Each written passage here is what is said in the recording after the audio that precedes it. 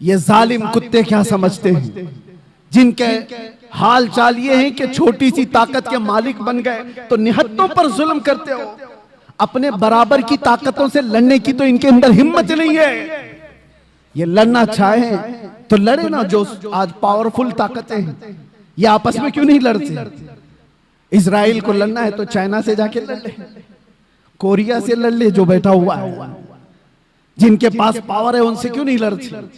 इनको पता है हेकड़ी निकल जाएगी। लड़ना है तो उन गरीब निहत्तों से जिनके पास सब्जी काटने की चाकू भी नहीं, जिनके पास बीमार हो जाए तो दवाई की गोली भी नहीं, उनसे लड़ना है।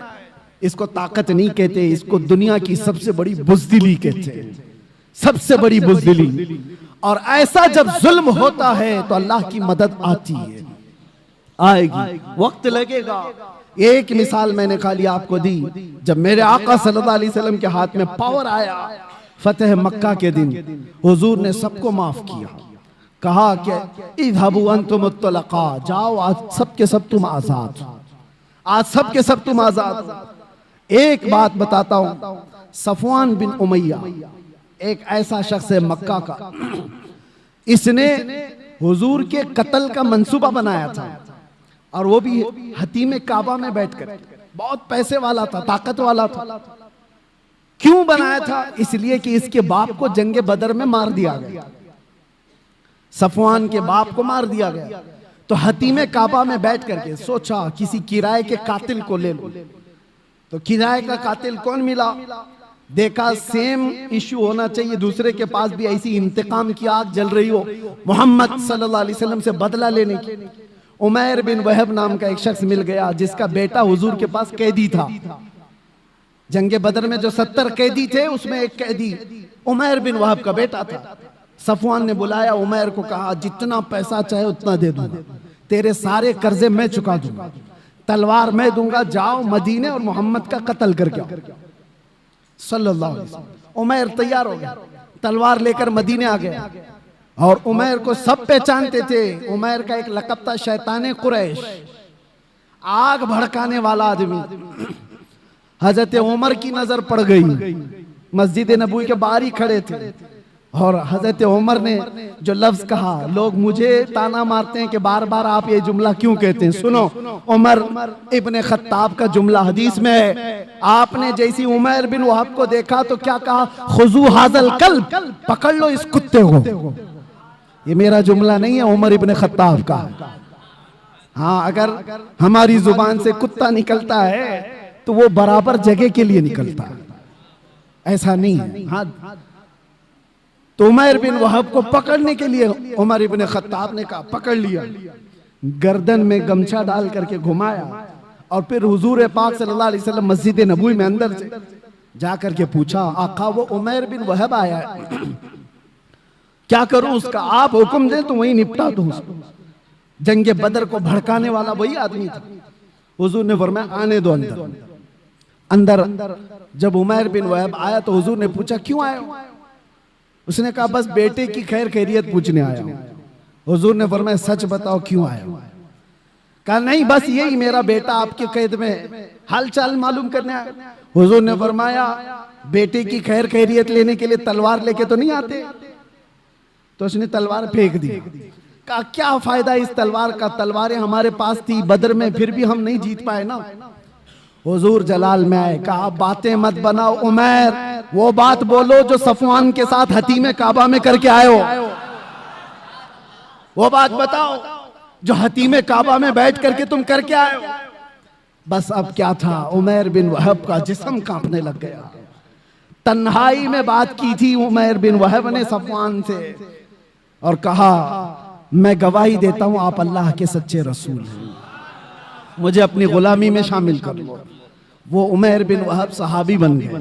हजरत उमर बिन खत्ताब गले में हाथ डालकर बाहर लेकर के आए और सहाबा से कहा, थोड़ी देर पहले ये आदमी मुझे खिंजीर से ज्यादा बुरा लगता था, और अब ये उमैर बिन वहब मुझे अपने बेटे से ज्यादा अजीज लगता है। ये है अल्लाह के लिए मोहब्बत, अल्लाह के लिए दुश्मनी। अब ये वाकया पूरा मैं इसलिए बता रहा हूं, उमैर बिन वहब गया था गर्दन लेने के लिए, अपनी गर्दन दे आया। सफवान यहाँ इंतजार कर रहा था, रोज इंतजार कर रहा था कि कुछ नई न्यूज आए। कोई भी काफिला मदीने से आता उसके पूछता कोई नई खबर है, कुछ बड़ी खबर है। उसके तो दिमाग में यही था कि आज कत्ल हो गया होगा, कल कत्ल हो गया होगा। एक काफिला आया, सफवान से कहा हाँ एक बड़ी खबर है तेरे लिए। कहा क्या? कहा तेरा पक्का जिगरी दोस्त भी मुसलमान हो गया। वो कहा ये तो डूब मरने का वक्त आ गया मेरे। यही वो दिन थे। थोड़े दिनों के बाद हुजूर पाक सल्लल्लाहु अलैहि वसल्लम पूरे सहाबा की जमात के साथ मक्का में आ गए, फतेह मक्का। उस वक्त तक सफवान ईमान नहीं लाया है, ईमान की बूबास भी नहीं, इंतकाम की आग में भड़क रहा।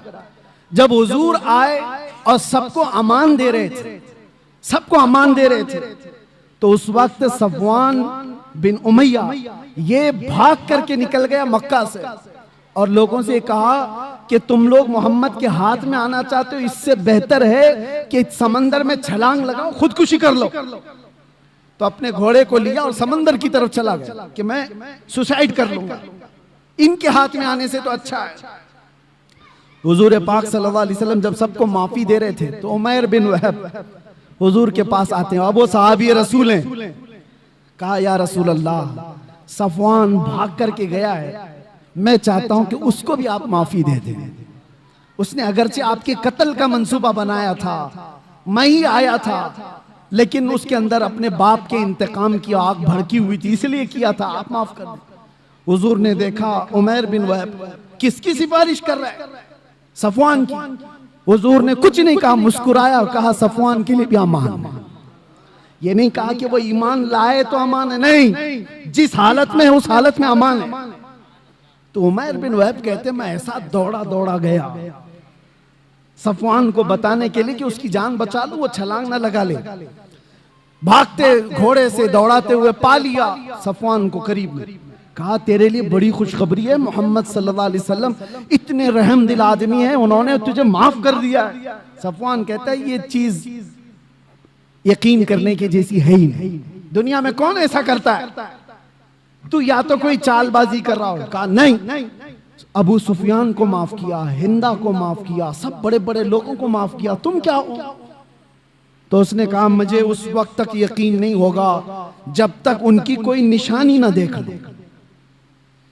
ये देखें, एक आदमी जो पकड़ा गया है, कैदी है, और वो अपनी बख्शिश के लिए निशानी पूछ रहा है। अरे डूबते को तिनके का सहारा होना चाहिए, अगर फरमान भी सुन ले तो आ जाना चाहिए, लेकिन वहां नहीं। वो कहता है मैं उस वक्त तक यकीन नहीं करूंगा जब तक निशानी ना। उमैर बिन वहब फिर से वापस आए और हुजूर से कहा या रसूल अल्लाह, वो मान नहीं रहा है, वो खुदकुशी कर लेगा, वो मर जाएगा और उसको मेरी बात पर यकीन नहीं आ रहा है। हुजूर ने फरमाया क्या वो मेरे तमाम हैयत को पहचानता है? कहा कि या रसूल अल्लाह, आपकी हैयत को कौन नहीं पहचानता, आपकी शक्ल और शबाहत को कौन नहीं पहचानता। हुजूर ने अपना अमामा उतारा और कहा ये ले जाओ और उसको बता दो। अल्लाह अकबर। आता है फकीरों पे उन्हें प्यार कुछ ऐसा, खुद भीख दे और खुद कहे मंगते का भला। उमैर बिन वहब हुजूर का यह अमामा लेकर पहुंचे, देखते ही सफवान पहचान गया ये रसूलुल्लाह का अमामा। वापस पलट आया सर झुका करके मेरे आका के पास खड़ा था। मेरे आका ने कहा सर झुकाओ नहीं, उठाओ, सर उठाओ, तुम जिस हालत में रहना चाहते हो तुम आजाद हो।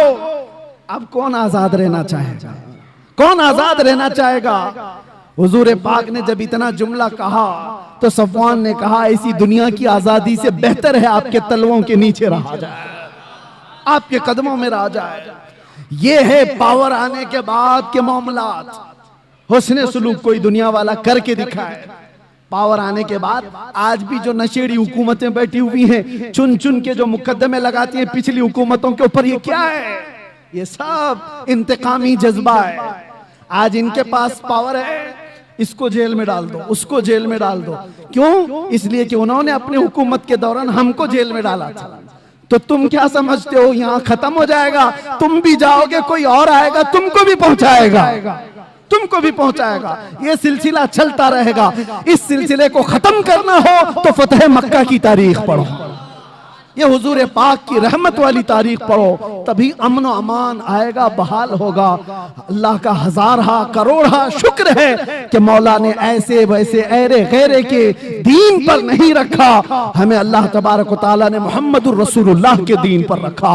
उनकी न मिसाल है, न कोई मसील है, न अखलाक में, न शबाहत में, किसी चीज में कोई उनका मसील नहीं है। अल्लाह करीम आखिरी दम तक हमें हुजूर के कदमों से वाबस्ता रखे।